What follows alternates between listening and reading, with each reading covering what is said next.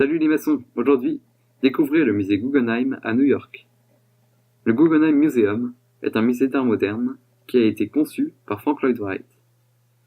Salomon Guggenheim, riche industriel, arrêta ses affaires en 1919 pour se consacrer à sa passion pour l'art. Il collectionnait plein de tableaux abstraits et décida de créer une fondation en 1937. Un jour, il rencontra Ida Ribey, une artiste allemande, et ils décidèrent de créer un musée. En 1939, ils installèrent la collection Guggenheim dans un ancien hangar de voitures. Mais l'espace devient rapidement trop petit, car la collection Guggenheim s'enrichit de tableaux assez rapidement. Il a donc fallu construire un musée. C'est Hilary Beck qui prit contact avec Frank Lloyd Wright, déjà âgé de 70 ans, et il n'avait jamais réalisé de projet dans New York. Séduit par l'idée, il accepte à condition d'avoir un grand terrain pour que le musée puisse avoir de la perspective.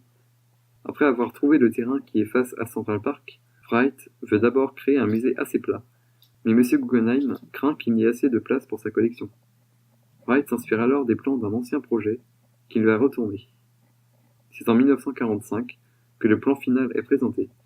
Ribey n'aime pas l'aspect de spirale du bâtiment, contrairement à Guggenheim. En 1949, Salomon Guggenheim meurt à l'âge de 88 ans et la construction du musée n'est toujours pas commencée. Son fils reprend alors le projet et achète une autre parcelle près de Central Park, avec l'argent du testament de son père. Wright a donc plus de place pour construire. Le projet du musée est agrandi. Le 4 mai 1956, le permis de construire est accordé après des changements de plan, pour satisfaire le service urbanisme de la ville. En janvier 1959, Frank Lloyd Wright visite pour la dernière fois le chantier, avant de décéder en avril 1959. Le 21 octobre 1959, le musée est inauguré et il ouvre ses portes au public.